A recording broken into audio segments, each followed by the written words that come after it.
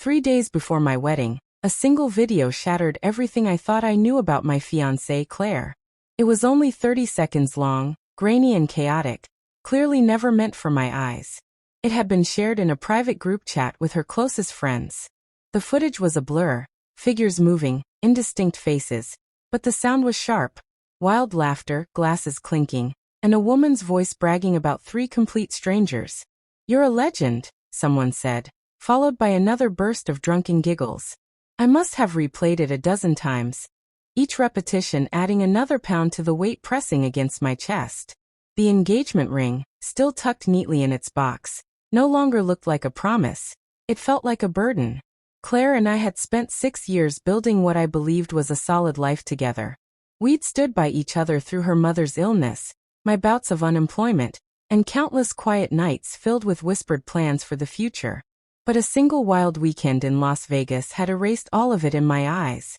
I didn't storm into a confrontation. No shouting, no slammed doors. Instead, I quietly saved the video, pulled the audio, and archived every damning message from her friend's chat. My anger didn't boil over. It cooled into something sharp and deliberate. This wasn't just about calling off a wedding. It was about ensuring she felt consequences she would never forget. When Claire came back from Vegas, her skin glowing from the desert sun, her smile bright with leftover adrenaline, she was practically buzzing with excitement. "It was insane, babe," she said, kicking off her heels. "But I'm ready to be your wife now." I kissed her forehead with a gentle smile. "Sounds like you had an amazing time," I replied, keeping my tone warm while masking the ice settling in my chest.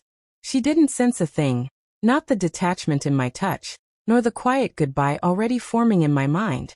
That night, while she slept and her phone kept lighting up with messages from her bridesmaids, I stayed awake. By 4:15 a.m., my plan was set. I packed my passport, laptop, and a prepaid phone I'd bought earlier. I left the engagement ring on the kitchen counter with a single note. "Don't contact me. You'll understand soon." By sunrise, I was on a flight to Portland. I wasn't running away. I was setting the stage. The rehearsal dinner came and went without me. Claire arrived at the venue, flawless makeup, an elegant dress, expecting laughter, toasts, and the start of our forever. Instead, she walked into a void. My phone was off. My family unreachable. My groomsmen absent. Panic began to ripple through the room. Her mother, voice trembling, asked, "Did something happen in Vegas?" Her father demanded answers that no one could give. A few of her bridesmaids, who already knew, stayed silent, their eyes downcast. The wedding day itself was a hollow spectacle. No vows. No groom. No explanation. Claire stood there in her gown, surrounded by whispers, her perfect day collapsing into dust. Meanwhile, I erased myself from her world, shutting down social media, closing our shared accounts, terminating the apartment lease, rerouting every payment to cut her off completely. I didn't give her the satisfaction of a fight, just absence. The emotional damage was only the first blow. In the days that followed, her carefully curated life began to crumble. She tried to control the story, painting me as unstable, claiming I'd vanished without reason. But lies only work when the truth stays buried. On the following Wednesday, I sent my first email. The subject line was simple. Inside was a 1-minute edited video of her Vegas trip, matched with screenshots of her friends' messages, and the sound of her laughing. 3 people, she'd bragged. I lost count after that. The recipients were handpicked, her parents, her employer, and a few others who mattered most in her world. At the PR agency where she worked, and even with her younger brother, who had never really trusted me, the ripples began almost instantly. Within a few hours, Claire's online presence started vanishing. Her Instagram, LinkedIn, and other professional pages disappeared.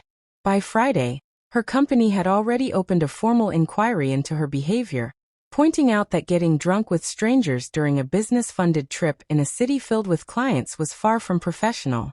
Her friends turned their backs on her faster than I expected. 2 of her bridesmaids went public with apologies to the wedding guests, claiming they were shocked by her conduct. One of them, Jessica, sent me a private message saying Claire had told her I was completely fine with it, that we supposedly had an open arrangement. She apologized, but I left her on read. None of them were sorry for Claire. They were protecting their own reputations. The collapse was brutal. Within weeks, Claire had no job. Most of her bridal party wanted nothing to do with her. And even her family kept their distance. Her father sent me a short email thanking me for exposing the truth.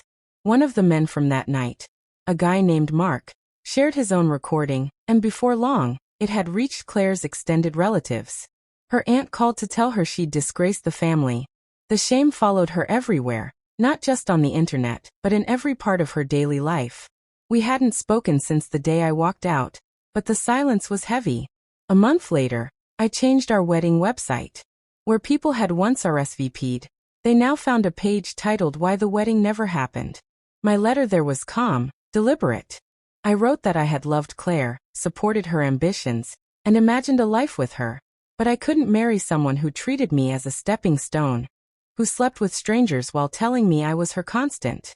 I included a line from one of her own messages. "He's dependable. I'll marry him, take what I can, and move on to something bigger." I kept the proof minimal but undeniable. Screenshots, short clips, just enough to show the truth. The backlash was immediate. Her family pulled away even more. Her brother stopped talking to her entirely. Mark's relatives, who had connections with her father's business, cut those ties. Her former employer confirmed she was fired for misconduct. Even Jessica, the same bridesmaid who had messaged me, posted online, "Actions have consequences. I choose integrity." Claire ended up alone, not because I destroyed her, but because her own choices had done it. I simply showed the mirror. The last thing she ever sent me came on a still Tuesday night. "You got what you wanted. I'm finished. My career, my friends, my family gone. I can't even walk outside without people staring. Are you happy?" I didn't answer. This wasn't about victory, it was about truth. 6 months later, I was sitting in a small bistro in Lisbon, the breeze off the Atlantic carrying a salty bite. By then, Claire had begun stitching her life back together in fragments. She moved in with a distant cousin, took a low-paying cashier job, and tried to launch a lifestyle blog that went nowhere.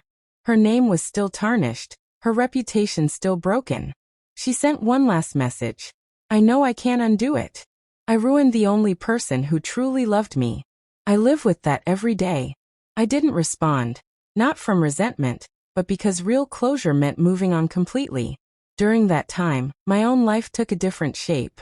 I reconnected with old friends, started my own freelance marketing business, traveled across new cities, and volunteered to teach coding to underprivileged kids. One night in Madrid, sharing a bottle of wine with a friend, she looked at me and said, "You're different now, stronger, lighter." She was right. The cost had been high, but what I'd gained was worth far more: peace, self-respect, and a life free from needing someone else's approval. This isn't just a tale of betrayal or revenge. It's about reclaiming your value when someone tries to treat you like you're disposable, when they mistake your loyalty for weakness. You don't have to shout, you don't have to beg. You walk away, let their own actions undo them, and keep moving forward. Truth doesn't need to scream, it strikes quietly, but it stays. If you've ever been betrayed, remember this: justice doesn't always roar. Sometimes, it's just the steady, unshakable clarity of letting the truth do its work.